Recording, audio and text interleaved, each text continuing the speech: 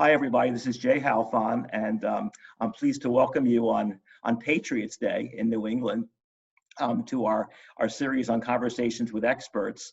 And this is targeted and sponsored by the Higher Education Administration Program at Boston University and available to others as well. But I'm very pleased to introduce Fadl Al-Tarzi today.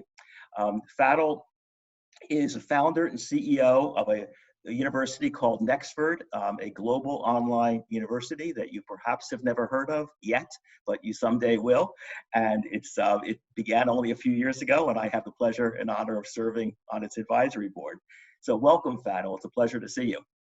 Thank you, Jay. Likewise, pleasure to be with you today. And where are you now? Are you in London? I am, yeah. Okay. I'm in complete lockdown in London. Lockdown London. Okay. Well, I'm sheltered in Boston. Boston's become a hot spot, so Yeah, here. not in the fashionable sense, but a pleasure to welcome you. Fadl, before we delve too far into Nexford, I always like to ask the question about your journey. What led you to where you are now? Because I think you've lived in many places, you've done many things that were related or perhaps not related to where you are now. So just give us a somewhat brief travelogue through your experiences. Sure. So I was born in Cairo, Egypt. I'm Egyptian by background. That's where I grew up. I lived in Egypt. I lived in probably about 5 or 6 different countries between the Middle East and Europe and North America. By background, I'd say I started becoming an entrepreneur at around age 18. So it was my last year of high school. In hindsight, today, when I think about it, I think what led me towards starting my first company was boredom in school. Mm-hmm. So I can't say that was the route, if you will, that it caused me to or pushed me towards wanting to start an education venture. But when I think back today at my high school experience, I definitely think that I had a lot of room on my hands. And I started the .com back at the time, focused on the travel sector in Egypt. So tourism was huge in Egypt. So tourists from all over the world were looking for a reliable source of hotel information and so forth. And I don't think Expedia even existed at the time. Yeah. So that's what I did then. Now, since then, I've started about 4 different companies. So Nexford is my 5th startup. I haven't done anything related to education in the past. So you could make the argument that my experience isn't relevant, but I see it differently. I see that my experience is very relevant, and I'll tell you how. So everything I've built in the past has been technology or media or marketing related. So I've always kind of been at the intersection of using technology for a particular purpose.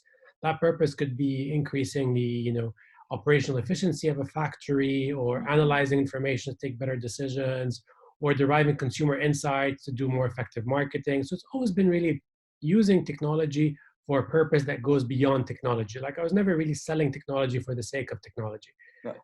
And Nexford, I guess, in many ways mirrors that same kind of track, in the sense that we're using technology to deliver, more effective and more affordable education. So, that's kind of from a professional perspective. From a personal perspective, I've always had this belief that lack of education is kind of the root cause of most, if not all, world challenges. And I've seen this firsthand, working in emerging markets. Through my past startups, we probably hired about 500-600 people across about 20 different countries, mostly emerging markets. And I would see this across every market, kind of the correlation between the educated and the uneducated, whether in terms of tolerance or intolerance or poverty or healthcare issues. It can all really be linked back to a single common denominator, which I think is lack of education. So that was the kind of the impetus behind getting into this sector in the first place. So you had this sort of idealistic hope and dream and vision of creating something that would provide greater access and opportunity so individuals could get degrees. How did you take that idea and passion and concern and translate that into an enterprise? What were the steps? And you had to raise money for that. You had to gain credibility. You had to build staff. You had to. It's creating a university from scratch. And in America, that tends to take about 200 years to do. I've been told. Yeah, you're right. I mean, we had to start from scratch, and I can't claim that the original idea was to actually build a university because people like it don't really do that. Right. You don't just wake up saying, "Let me build a university." So the original idea was actually to specifically address what I think is the core challenge within higher ed, or at least a big part of the core challenge, which is this disconnect or this gap between employer needs and what universities are teaching. So my first idea was to specifically develop technology that would analyze employer needs and present that analysis to universities across the world in a way that's synthesized, that's actionable, that can be very easily digestible and consumed, if you will, by learning designers and faculty and so forth, so that the curricula that they adopt and develop is aligned to employer needs. I remember going to a conference in Madison, Wisconsin in Q4 of 2017, I believe. Um, my co-founder and I actually went together, and I think by day two, we said to ourselves, this is so naive, to think that you're going to build this technology and go sell it to universities all over the world, and all of a sudden they're going to teach what employers are looking for. It's kind of ridiculous, actually. Right. So let's not do that anymore. So, so we said, well, if the desire is to enable social impact, we need to go, in our words, direct to consumer. So if we try to go through existing universities, we're going to join this kind of long queue of edtech startups trying to sell stuff to universities and wondering why universities aren't buying it, or actually if they do buy it, wondering why aren't they adopting it. So we decided, okay, well, if we want to really deliver this social impact, we have to go direct to consumers. So we have to start a university from scratch. We talked to a bunch of consultants in the field. Pretty much, I'd say about 80% of them told us don't do that. It's impossible to get licensed, and it's impossible to get accredited, and it's going to take you, not 200 years, but pretty much the average is about 5. So everyone said, it's going to take you about 5 years to be able to launch. It's going to cost you millions and millions of dollars.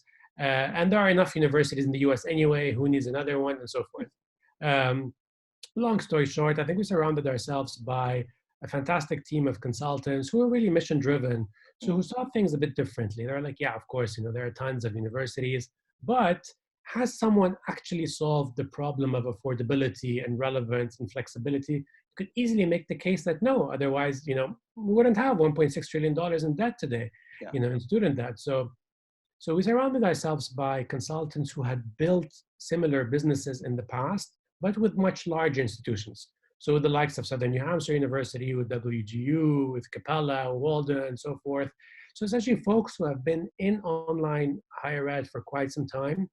And therefore, that's kind of how the business model was born, trying to analyze what has worked and what has not worked, and design a model based on those findings. Because we don't want to be obnoxious and saying, the whole sector is broken and nothing's worked for decades. It's not true. There's definitely a lot of successes, but we think there's probably more failures over the past couple of decades. So we said, okay, there's Coursera, there's a bunch of MOOCs, there's online universities.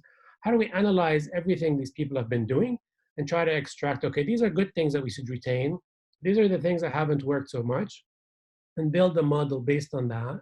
Take that, pitch that to investors at a very early stage. To answer your question on funding, when you're raising seed funding, it's really conviction funding. You might as well be. So essentially, it's pitching a story.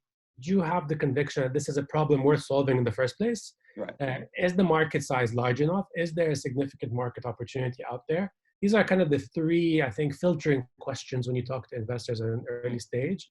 And then from there, you go boils down to execution. So, do you have a track record of execution as a founder? Are you able to execute? So if you're able to execute and the market size is there and the market opportunity is there, then that reduces the risk significantly. So, and that's why, like I've gotten a lot of criticism, as you can imagine, since we launched. Oh, you don't come from higher ed. How could you run a university? I'm like, as far as I could tell, it's a business, right? If you know how to run a business, that sells, textbooks, you can sell computers, you can sell software. It boils down to execution and team. If you surround yourself with a team that knows more than you do and that have, the subject matter expertise around every domain, then there's no reason you can't succeed. Did your investors share your idealism and your conviction, or were you selling them on the profitability of this investment? It's a good question. I think it's a matter of both. And again, this is an area where I disagree with, a lot of the literature that's out there in terms of, NGOs and for-profits and how for-profits are really the villains in higher ed. I think on the contrary, Nexford again kind of tries to debunk that theory that the two can't coexist. Right. On the contrary, I think Nexford is established as a public benefit corp, which essentially means that we are for-profit. However, we prioritize public benefit ahead of profitability. So Right. our investors were definitely bought into the vision, but they're investors. So they're not making donations, right? So they're putting money, and ultimately it's a double kind of bottom line sort of investment. So we're saying, okay, well, we can make a profit, but at the same time, we can enable, significant positive social impact around the world. So that's what we want to do. So if we were to go back to the same investors and pitch, an online gambling site, would they likely invest? I don't think so. Okay. But if we were to pitch, I don't know, let's donate used clothes to refugees, they probably wouldn't invest either. So it's really the combination of the two together. Yeah, that's a good point. And no, I think for-profit universities there've been some very bad players in America, and so there is a strong dichotomy between not-for-profit and for-profit in America, but that's not true, as you know better than I do, in many other countries. So to some extent, you're potentially tainted by that, but the status that you've been able to achieve in this socially beneficial category, I think, puts you in between the two, and really a combination of the two. Yeah, I agree, Jay, and I think there's been a lot of abuse of funding, and there's been a lot of issues over the past few years that have tainted image among for-profits. But it's probably not the time for it on this call. But I think a large part of that is due to the way that federal financial aid is structured in the first place. So I think it's not so much about the for-profits being abusive or not. When you have a foundation that enables abuse, and in some ways even just doesn't prioritize customer interest or in academic where it's kind of learner outcomes ahead of financials, and that's what tends to happen. Like today, when you look at federal aid funding 70-80% of tuition across most American schools, how is that tied to actual learner outcomes? Even today, like I was reading today or yesterday, I think Harvard got what, like $7-8 million out of the CARE the CARE grant. In total, what was like $14 billion. You're talking, what's Harvard's endowment? Like what, $35-40 billion? I lose track. On a given day, it probably goes up several billion dollars. Yeah, so it's crazy. And then when you think of the appropriation, how it actually happened, so I think about 60 or 70% of the weighting of how much money each school got was linked to how much they've consumed in Pell Grants over the past years. So essentially, the more loans you've been taking and the more aid you take, the more dependent you become on that aid. And I think the weighting that's given to actual learner outcome in the form of ROI of your education, employability of when you graduate, and even completion it's much lower than it should be. So the whole system, I think, needs to be revisited before we point fingers at the for-profits. And just to conclude this point, I don't know if there's such a thing as a nonprofit if you're profitable or not for profit. I mean, someone's making money, right? There's a bunch of presidents all over America flying private jets. Presidents of not-for-profit universities. Right. There are many being paid $1 million a year now in salary. Including the one at my institution. So I appreciate that. There's creative structures, right? We can set up these management companies and OPMs and this and that and funnel the profitability from one entity to another. But fundamentally, the profits are still being generated and people are enjoying that money. Yeah, and on the good side, many not-for-profits have become very entrepreneurial, which is in some ways copying some of the skills from the business world as well. But I want to go back a minute. When you compared, when you talked about other schools in America, Southern New Hampshire, Western Governors, etc., and looking at what they did, none of them, I believe, really truly combined online and global in their mission. We've really yet to see a truly online, so technology-driven provided education across boundaries. And in some ways, that's really the ambition of Nexford, 100%. Yeah, if we want to speak to the challenge of trying to be global in a kind of a nationalized world in many respects, that I think is a major undertaking and a major It is. ambition. You're right, 100%. And I think the US market is, or at least historically, has been large enough so that many of these institutions didn't feel the need or the pressure to go outside of the US. Having said that, many have attempted to do so. Yes. But the tuition structure of universities in the US is designed for a US audience. In terms of affordability, right? So when you look at, the level of affordability, when you go to, a student in the US, you say, my tuition is say $15,000 a year. It's pretty affordable school, right? Relative to in US terms. But when you go, to sub-Saharan Africa or India or Southeast Asia, $15,000 a year is not affordable. So we did some calculations. We saw that actually less than 1% of the world can afford the average American university tuition. So our ambition is global. And the challenges, to answer your question more directly, are numerous. So what is affordable in itself is relative, right? Someone, in Nigeria compared to Egypt, compared to Philippines, compared to Brazil, level of what's affordable to people in each of these markets is different. So we try to customize our pricing per market. We came up with a bit of a proprietary model where we looked at things like a gallon of milk, the Big Mac index, a loaf of bread, right, as well as per capita income. And we kind of weighted each of these in order to find out, okay, what is $100 to someone in Mexico versus $100 to someone in Turkey, and then adjust the fees per market. The other difference is going to be your prior learning, right? The way people learn in each market, and the high schools that they're going to be coming out of, or colleges in the event that they're coming into a graduate program at Nexford, are going to vary in terms of quality as well as pedagogy, and in terms of general, I would say, learning philosophy.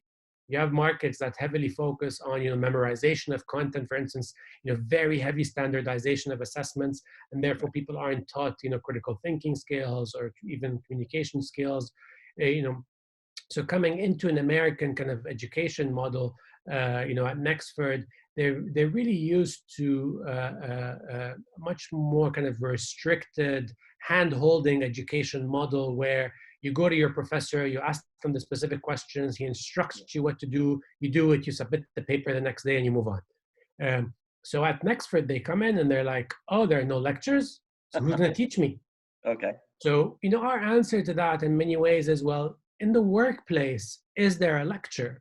When your boss asks you to go do a task, he either assumes that you have the prior knowledge and skills to do that task, or you have the prior experience that enables you to fulfill that task. So you don't have to have done the task before, but you have the skills and the competencies that enable you to figure out how to do it. And that's really what life is about. When you look right now across the world, it's all about kind of learning how to learn. That's what everyone agrees is a priority over the coming years. Not the coding skills, contrary to popular belief. So, and I think that's a major challenge in emerging markets where the prior education system doesn't actually teach people how to learn, how to rely on themselves, how to think critically, how to ask questions, and how to self-serve. People don't use libraries anymore. So when we tell them, well, go check, the library and find material, and like, what do you mean? Someone tell me exactly which source. So these are examples, I think, of some of the challenges that we encounter. Yeah. So do you see yourself and sell yourself as an American-based institution, philosophically, pedagogically, and otherwise? Yes, for sure. Okay. And don't forget, our target in phase one is more a non-US, but starting next year, we start focusing much more on the US market as well. Okay. So how has the navigation process?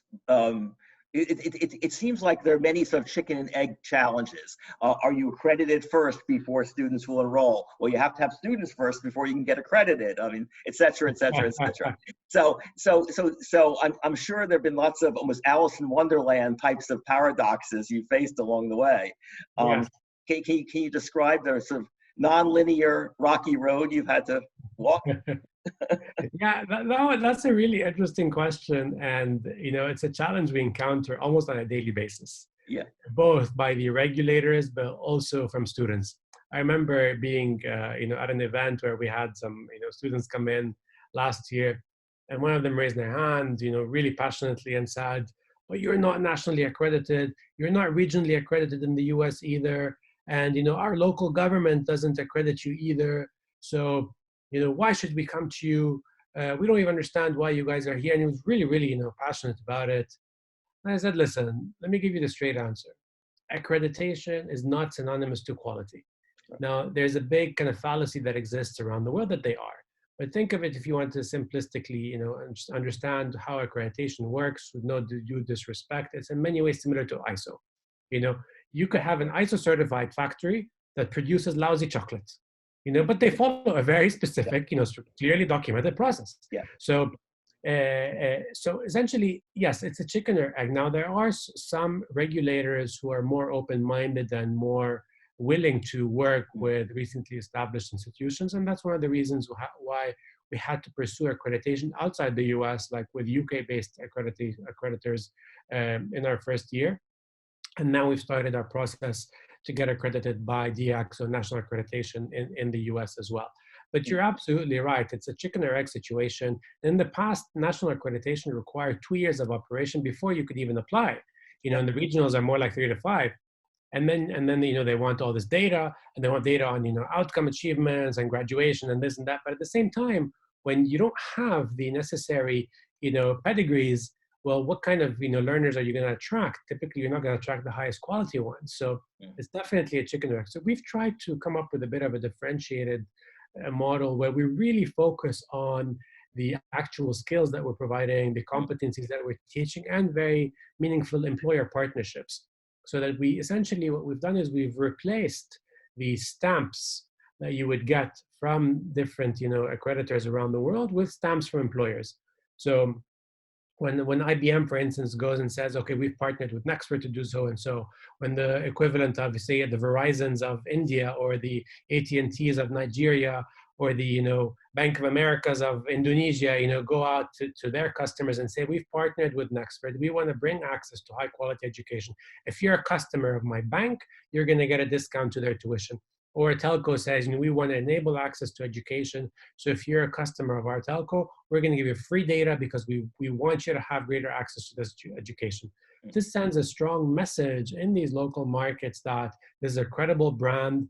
And yes, ultimately, they don't have all these degrees, but that's what comes with innovation. So our target is really looking at kind of the early adopters who aren't happy with status quo, and they understand there's this dichotomy that you talked about earlier.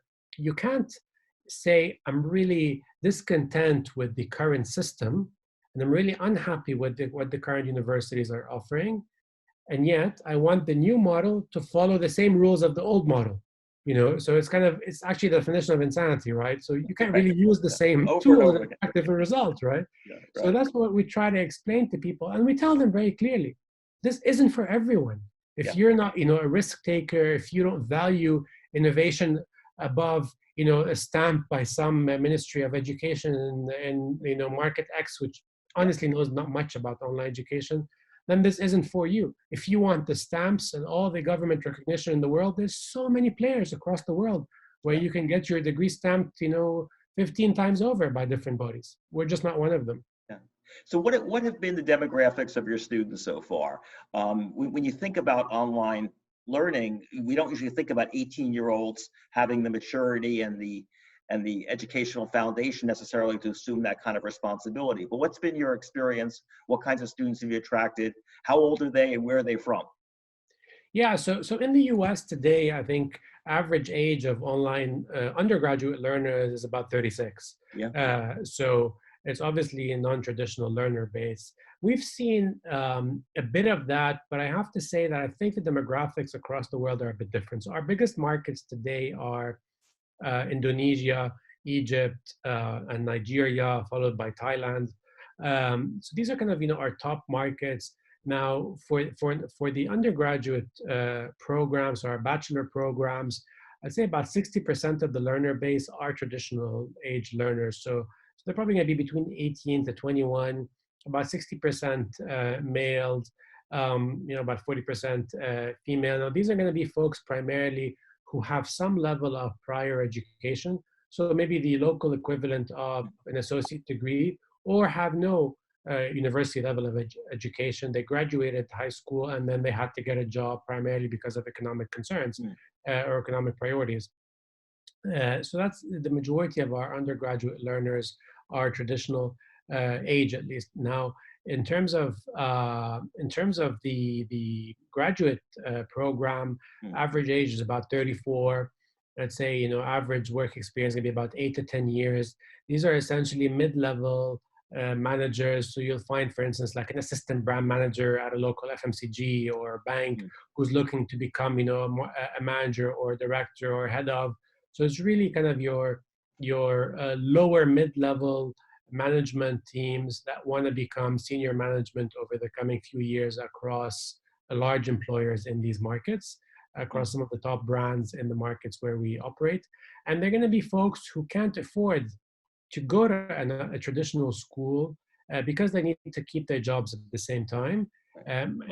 Equally important to them is they value the actual quality of the education they're going to get. So their equivalent is going to be to go to the top end private universities in their local market, which is probably going to be charging, I'd say on average, $10,000 a year for a master's program compared to about $3,000 at Nexford. So even the high quality local option would be more expensive than Nexford. Are most of your students paying out of their own pockets, or is it being sponsored by their companies? Perhaps more so at the graduate level, but in both cases, are the individuals paying themselves? Yeah, 60% of our enrollment is direct pay, and then 40% is sponsored by employers. Okay.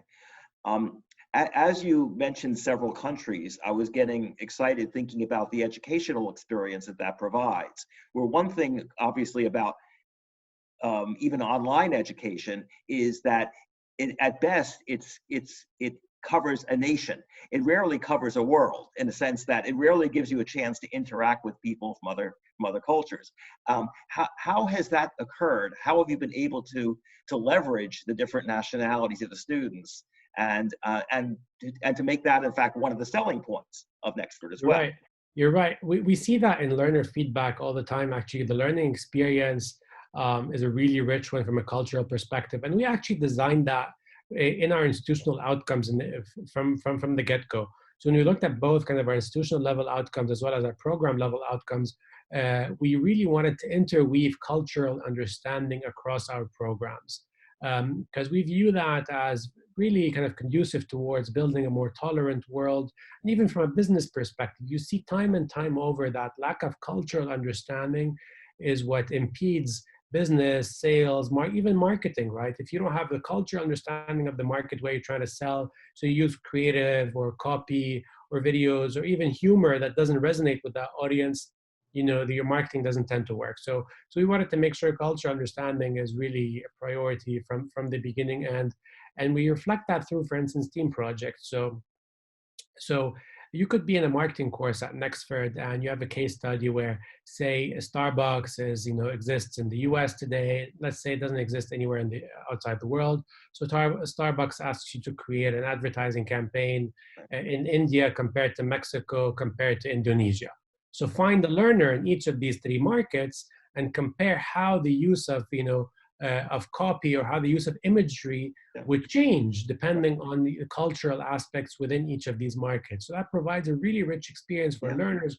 You have to log in, actually search for people in different contents around the world. Today we have enrollment for about 45 different markets, and we've only been operating for 1 year.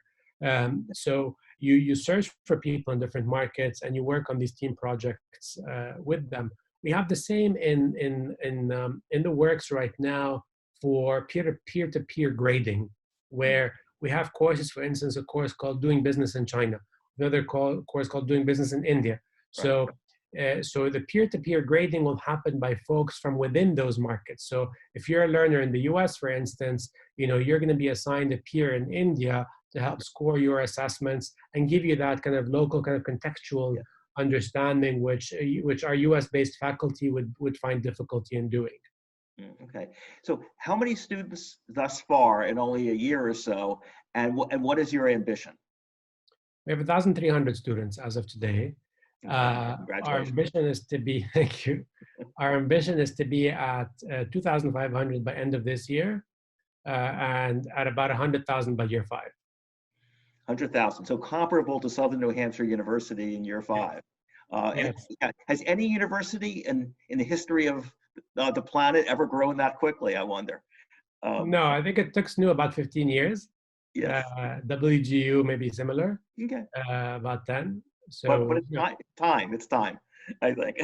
it's time, but it's not because we're geniuses. I mean, I have to admit that, what happens in 5 years now is comparable to what took 10 years before. So the whole concept of kind of leapfrogging development is working towards, in our interest. You Yeah. could even make the case that COVID-19 today is accelerating that even further, right? I was just about to ask you that very question. So, Yeah. so go with that. In other words, what's interesting, Fadl, is in America, of course, faculty have shifted to remote teaching Yes. mid-semester.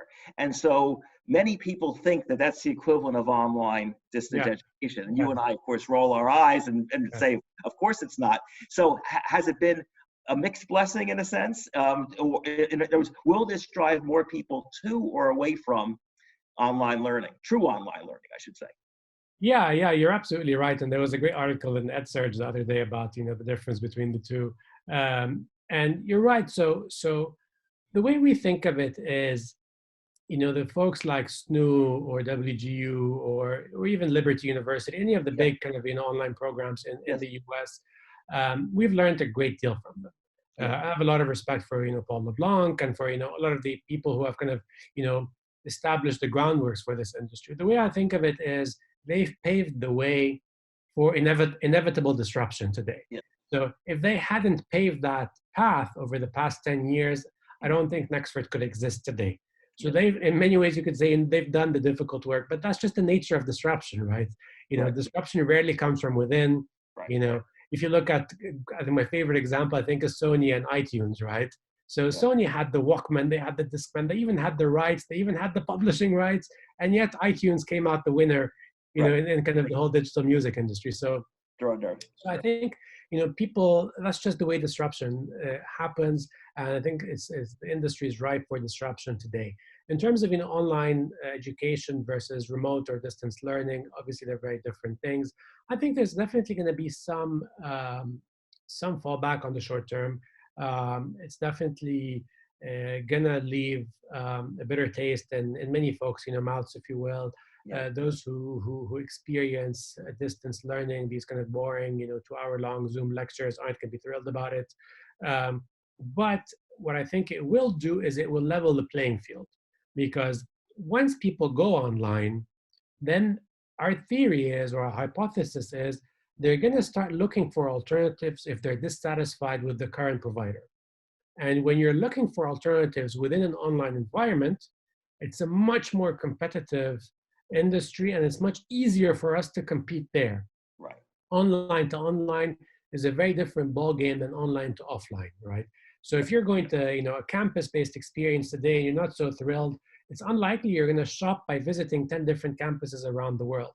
Yes. And when you think of the logistics of doing that, these are 10 clicks, an average of 2 minutes per website. Right. In 20 minutes, you could visit 10 different websites and Yes. compare 10 different options. Yes. And make a very impulsive decision as a result of that. Exactly. And at the very and our model, we think, will win here as well, because the barriers to entry are so low with us. So we're telling you it's actually a monthly subscription model. So you pay a monthly fee. If you're not happy, you can stop. So you literally have 1 month of fees to lose. And that month of fees is equivalent to like maybe 1% of what you're paying in your current school anyway. Yeah. So it becomes very difficult, I think, at that point to say, no, I'm not going to take that plunge, because you're talking about, okay, let me try it out for $200, right? Mm-hmm. So I think it's difficult to compete with that proposition. And again, when you're already faced with the reality that you're going to be studying online, which is going to be the reality. So even post-COVID, I think what's going to happen is schools are going to be forced to just offer more online, although better versions of online.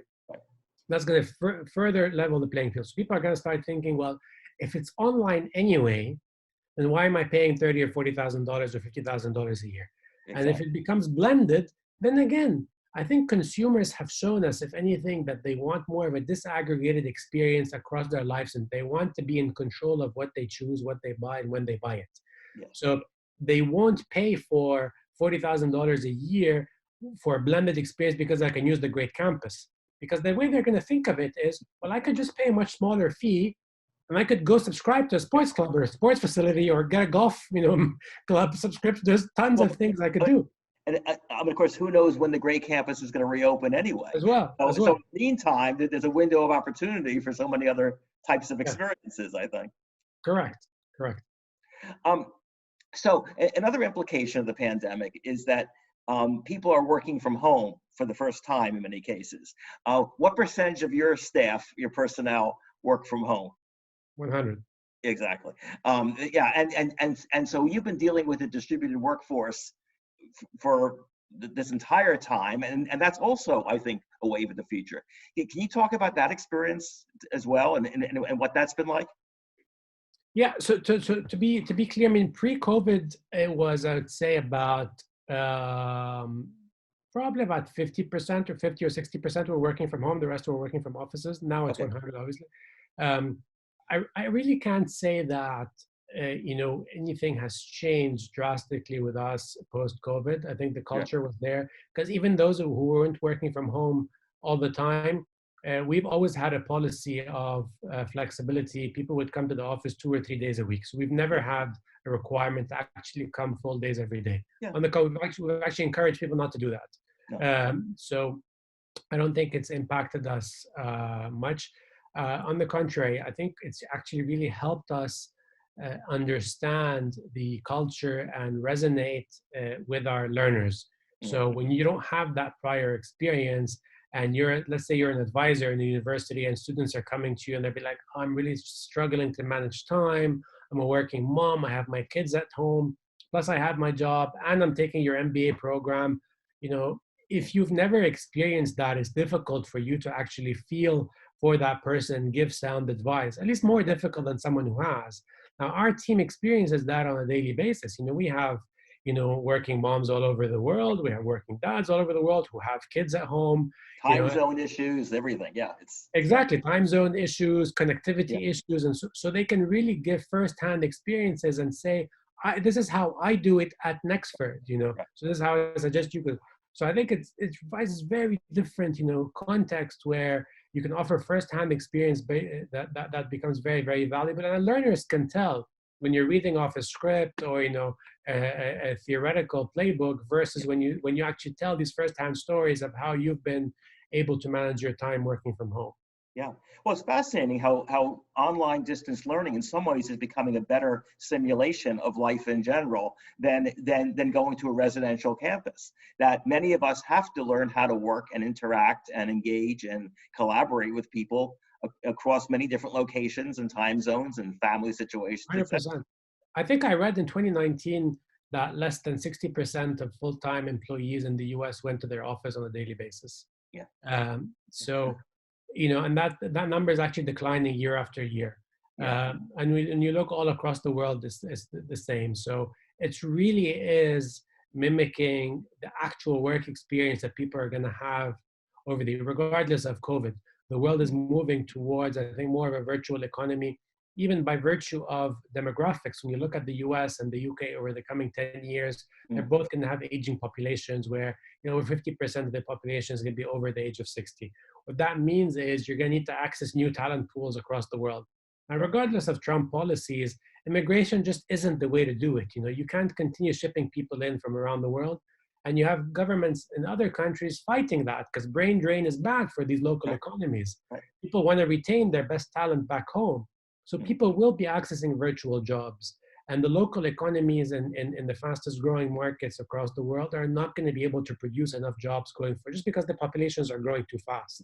So people will have to resort to virtual jobs. And the sooner they learn that through their learning experience, it's just going to become a natural extension of what they've been doing for years, especially the younger folks who are much more digitally native than you or even I. So my daughters today have been using iPads from age 5 or 6. Right. That definitely wasn't the case 10 years ago. No, exactly. So they're going to be completely digitally native. To them, it's going to be very natural. They probably wouldn't even think of any other model. So, Yeah. yeah. So rather than question whether you're going to be successful or not, we should really wonder about what's going to be the survival rate of traditional higher education, perhaps. The idea of relocating and living in residence and paying a very high tuition fee that's not accessible to a significant part of the population, that's a model that is in danger, I think. I think so. I mean, and I know people have been saying this for a decade now, Yeah. but I do think so. And I think it's really in danger. I think the big names, like BU and others definitely have a future and they're going to remain. But I Sure. think all universities are going to have to reinvent their business models to be A, more affordable, and B, to focus a bit more on shorter credentials, Yeah. and then C, on giving customers choice. I think this is how universities will need to shift the way they think of learners as customers who need to be given a choice rather than a fixed package. You're going to need to be able to come in and say, do I want the full campus experience or do I want a partial one? And so I think that's really going to be the only way to survive. It's kind of a mixture of these three. And definitely, I think there's hundreds of schools that are going to shut down over the coming years, no doubt about it. Yeah. And many may appear, like Nexford is, for example, and you in some ways had a pre-pandemic head start in a sense, Yes, which is yes, good. yes. Do you see Nexford becoming? I appreciate that for credibility and appeal, you've wanted to be American based, even though not all of you actually reside in the United States. Do you see Nexford being almost a transnational or global university at some point? In other words, being sort of really across any locale, irrespective of where you live. I mean, it is now, right? I mean, what's Yeah. there to prevent anyone from any country Yeah. enrolling at Next? I mean, our academic leadership team is all in the US. We follow an American kind of educational model, and we think the US will be our biggest market at some point. But yeah, I mean, if I It had to doesn't matter. choose, it really doesn't matter. Yeah, I mean, I think this whole kind of liquid borders principle really applies here. I think Yeah. it doesn't really matter what the label is. If I had to choose between kind of an American versus a global education, I'd probably go with global, just because I think borders just aren't going to count as much going forward, and in a way they're going to count even more physically but less virtually. I think that's what COVID is kind of telling us. So you'll find many of these articles saying, oh, no, liquid borders is going to take a step back and globalization is going to take a step back. I think on the contrary, what's going to happen is we're going to find that, yes, physically they need to take a step back, but virtually they're not going to. We just can't afford to do that. Right. So yeah, I think of it definitely as more of a global brand. So a final question, Fadl, will be, if our students want to learn more about Nexford, either out of curiosity or perhaps out of maybe future employment, what would you suggest? I suggest visit our website, follow us on social media. LinkedIn, Twitter, Facebook, and the website are probably the best options. On the website, you can sign up and receive regular updates as well. So I think that would be the best option. Okay. I'm sure you've made a lot of people very curious to learn more. Well, good luck, Fadl. I really appreciate your time. It's your evening time now. I've either interfered with or preceded your dinner, probably. But I really do appreciate this, and I know it's an important dimension that our students and graduates need to think about. And good luck with Nexford. It's an exciting. That was a pleasure speaking to you. Take care. Good seeing you. Thank you, Jay.